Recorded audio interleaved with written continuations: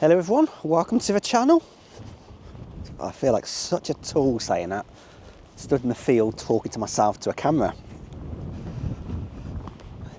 Yeah, I can definitely see why other vloggers struggle to do this when there's anyone around. I'm struggling to do it when there's actually no one around. Anyway, I'm here at Bempton Cliffs and today the weather is awful. There's no light.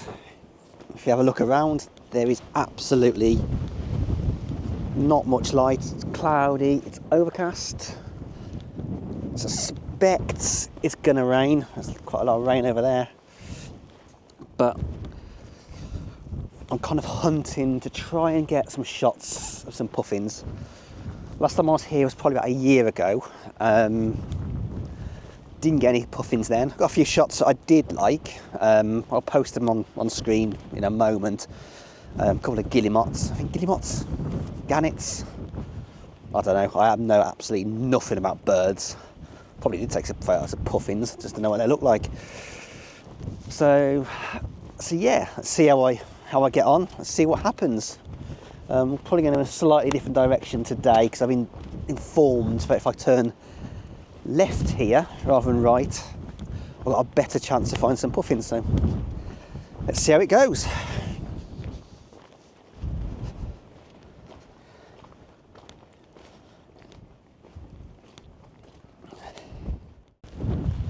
Definitely there's going to be some challenges filming today. Bear in mind it's my first kind of YouTube video. I was hoping to put this on the tripod because I'm probably going to shoot handheld, but I'm a bit worried about the wind actually. It's quite windy. I think putting this, it's bloody muddy as well. I'm worried about putting this on a tripod that if I do,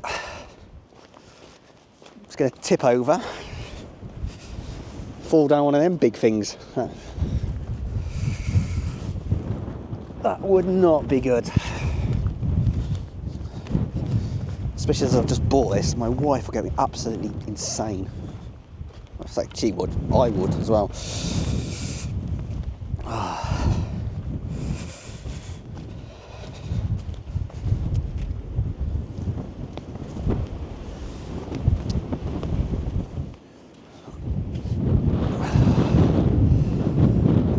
It's just quite a nice shot down here. Definitely need to adjust my ISO. Definitely need to bring up my shutter speed. Maybe 200 a second.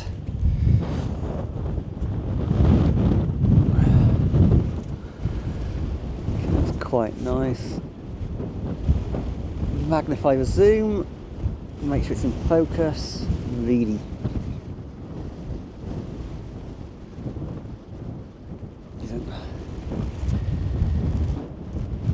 That's first shot done. Try and wait for that wave to come in. Yeah. That's a good bird to fly in. Maybe. Come on. Yeah, it's not easy. Certainly one of the challenges of this place at the moment is not stacking it in this mud. Definitely don't want to do that. Although, let's be fair, if I did stack it, it would be brilliant content and probably would get me my first subscriber. Wow. Like your first subscribers going to get one of my burner accounts. Is that a thing? Maybe. Right, so what can we see here? We are coming onto a lookout point.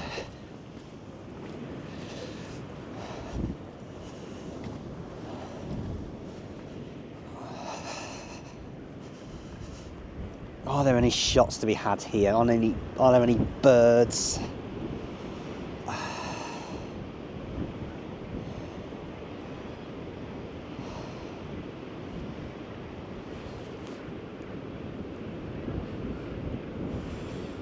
potentially a nice wide angle shot, but not a lot of light.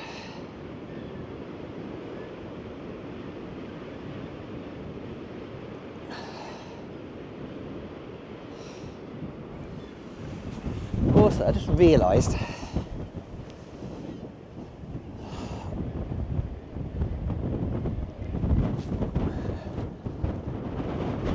I was told to turn left when I got to the cliff, and I just realised I've turned right. Oops.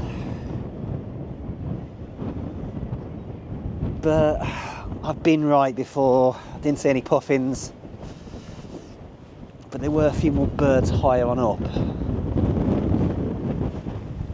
But I think let's just stick to this, something new. That's the whole point of photography, isn't it? Getting out, exploring somewhere new, tackling the elements, I guess.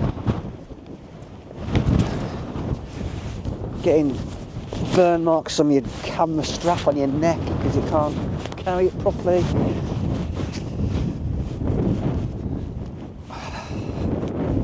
Right. Let's see you out there.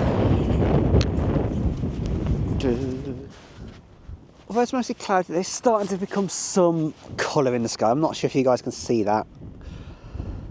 There's a bit of texture in the clouds. I might try and capture that maybe. Probably will be changing lens. I think last time I was here, there were showers actually out there, and a couple of rainbows, and I ended up shouting at birds to fly a little bit higher, so they actually went into the rainbow.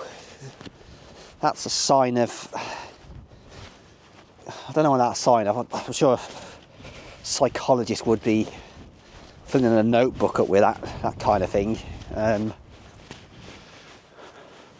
Right, starting to get close to some birds. Not sure what make they are. Some kind of seabird, I think. Which is what you tend to find near the sea. Bill Oddie, eat your heart out, mate. I'm coming for you. Bird insights like that. Guess what, guys? Guess what? I have found. If we look down there, birds. Lots of them. Now time to try and shoot them with my camera. Not actually shoot them. That'd be a very different video. But look at that. What a scene.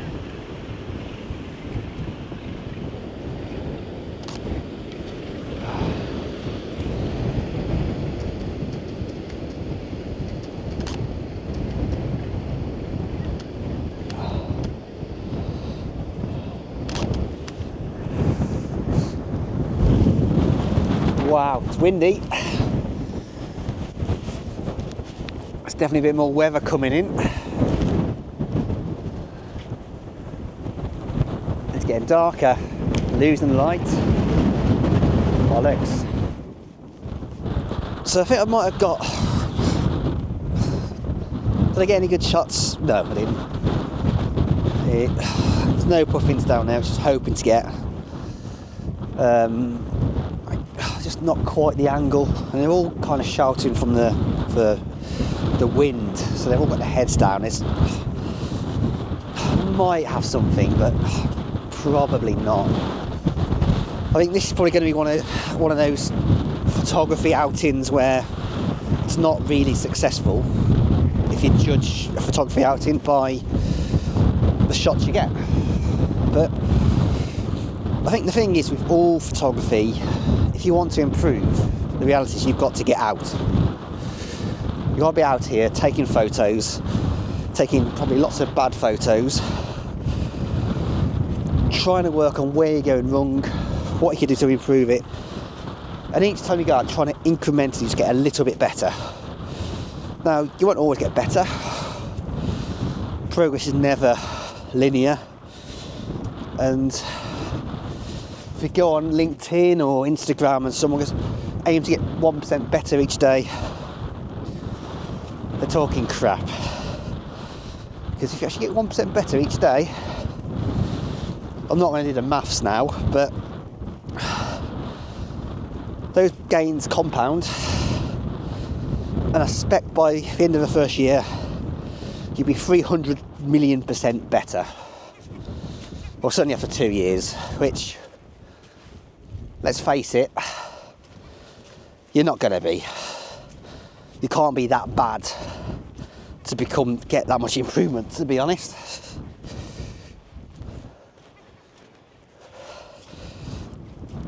This is a problem with social media, really. It's filtered. It's always filtered by the best bits. It's always people's successes, never really their failures. And often when people just post their failures, I do feel a lot of the time it's kind of a filtered failure. It's never a proper failure where they're completely fucked up. I probably shouldn't swear if I want to get monetised on YouTube and be able to afford a new camera. One that isn't 10 years old. But again, it doesn't matter. Like, my camera, it's a Sony A something. It says on it. I should probably look, shouldn't I? Yes, let's look. It is a Sony Alpha 77 Mark II. So I think that came out in 2014, maybe? Around that time, so it's 10 years old now. And I want a Sony Alpha for whatever they are, full frame. But do I really need it? For photography I do. I don't get out that much, probably not. I still want it. But who knows? I suppose this is probably going to be my first video. If it's not, then I've done another one after this. I've released it first, and I've released it second or third, or just not released it at all. So in this case, I literally am talking to myself. I suppose I probably want to talk about what I want to achieve with the channel. And the truth is, I don't really know. In some ways, I don't really care. I think it'd be nice to make a success of it. It'd be nice to get lots of subscribers. But I think with a lot of things, if you measure things always on the output or the outcome, they're not always in your control. So my face might not fit with the algorithm. I might feel too much of an absolute tool to make one of these kind of YouTube thumbnails which work the algorithm, where it's like something like that, because I'm probably a bit too old for that, certainly too self-conscious to do stuff like that.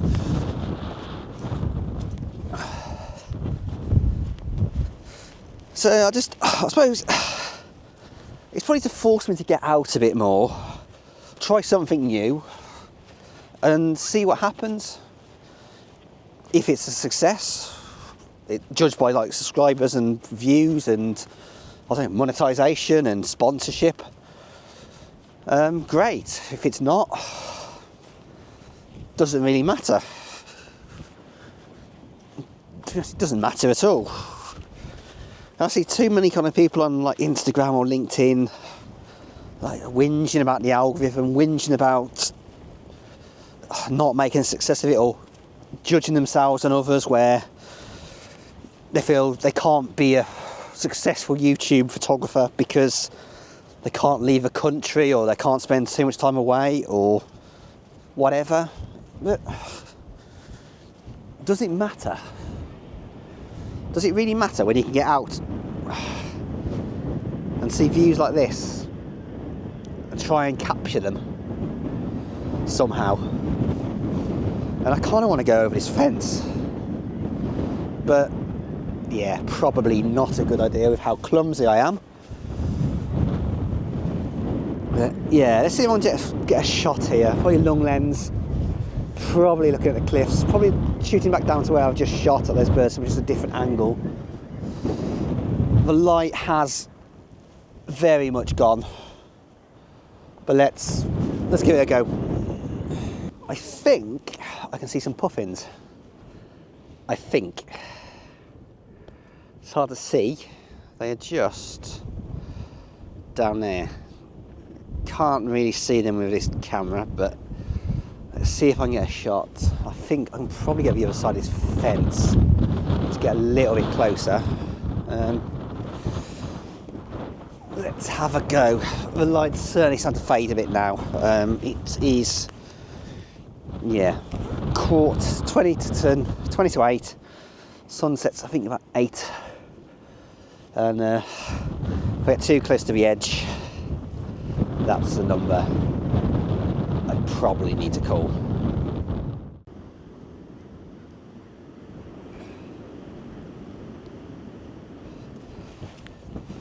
They weren't puffins. Right, I'm gonna have another go, try and get one more shot of this scene. It's quite a nice scene. I might change the lens to put a wide angle on. But can I be bothered? Maybe not. We'll see. If I did, it'd be going on the screen right now. Okay, so I found a puffin. It's on a sign, and it says, if I zoom in, an unmistakable small bird with white underpants. Underparts. Black back and head, pale cheeks, and a brightly coloured bill. Keyword, unmistakable. Well, I must mistake some birds for puffins earlier. And also, this is my favourite, a shag. Now, my dad had a joke once. Can you tell the difference between a puffin and a shag? I'm not really sure what he means by that. Let me know in the comments.